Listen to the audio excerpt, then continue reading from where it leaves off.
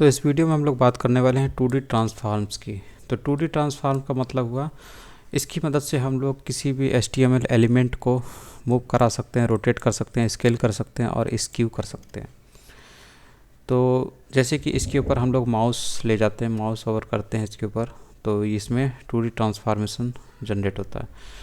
तो इसके लिए जो मेन CSS प्रॉपर्टी है वो हम इस्तेमाल करते हैं, उसका नाम है ट्रांसफॉर्म।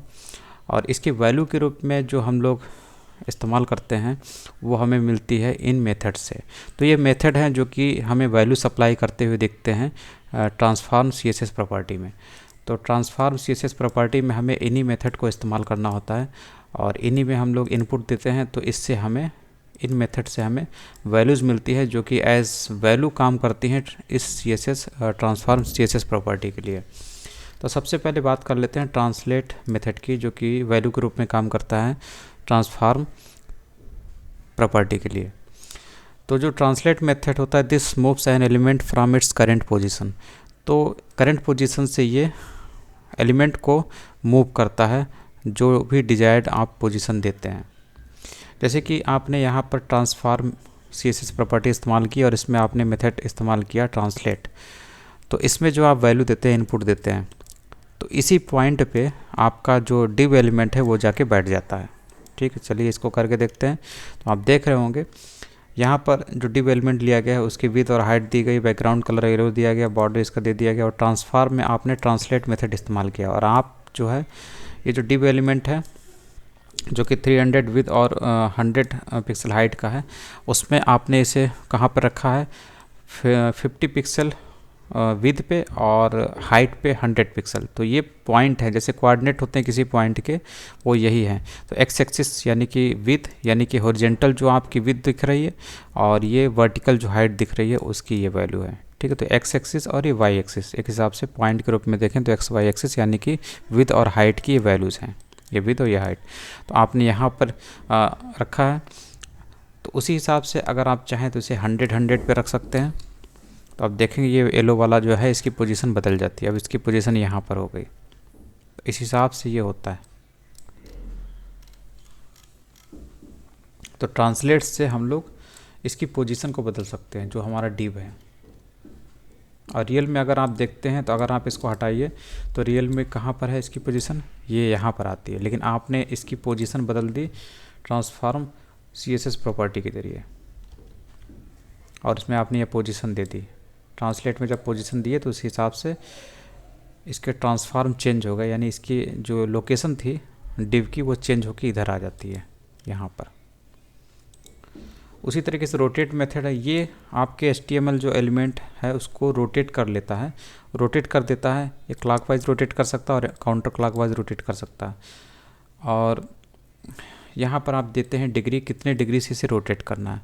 तो पॉजिटिव है यानी कि ये क्लॉकवाइज रोटेट करेगा आपके डिव एलिमेंट को। ठीक है, तो ये डिव पर अप्लाई हुआ। उसके बाद आपने जो दूसरा माई डिव ID वाला जो डिव एलिमेंट लिया इसको आपने रोटेट करके दिखाया है। तो इसे ये ओरिजिनल डिव है जो कि आपको ये दिख रहा है, और उसके बाद जो दूसरा डिव है ये वाला है माई डिव ID वाला जो कि ये रोटेट होते हुए दिख रहा है।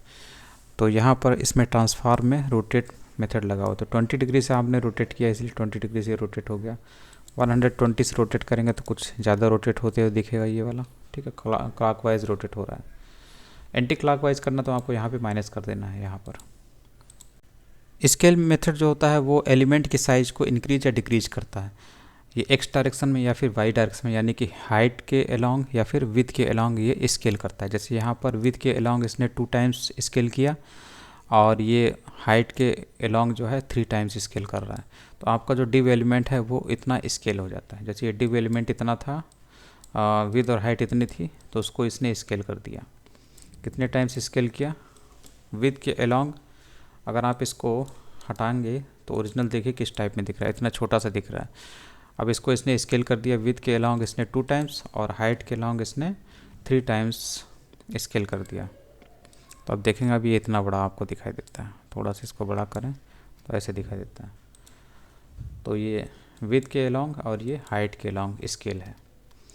उसके बाद है स्केल एक्स। स्केल एक्स का मतलब एक्स के अलोंग, यानी एक्स मतलब with of the element, with जो एलिमेंट की विद है उसके अलोंग आप उसको स्केल करना चाहते हैं, ठीक है, छोटा या बड़ा करना चाहते हैं, उसी हिसाब से यहाँ पर है। छोटा करना चाहते हैं तो इसके लिए आपको इसे पॉइंट में लेना पड़ेगा, बड़ा करना चाहते हैं तो आपको 1 से ज़्यादा वैल्यू लेनी पड़ेगी।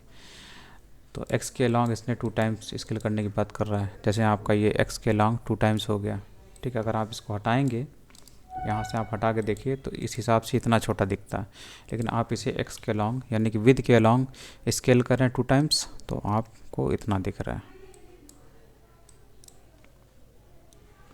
बाकी सारी चीज़ें तो आपको समझ में आ रही होंगी। और उसके बाद है स्केल y, ये भी वही मेथड है, ये वर्टिकल जो आपकी हाइट होती है उसके अलोंग स्केल करने की बात करता है, ठीक है। तो यहाँ पर आप कितने गुना आप हाइट के अलोंग स्केल करना चाहते हैं अपने एलिमेंट को, HTML एलिमेंट को, और ये 1 से छोटी वैल्यू है तो ये उतने गुना छोटे कर देता है y के अलोंग।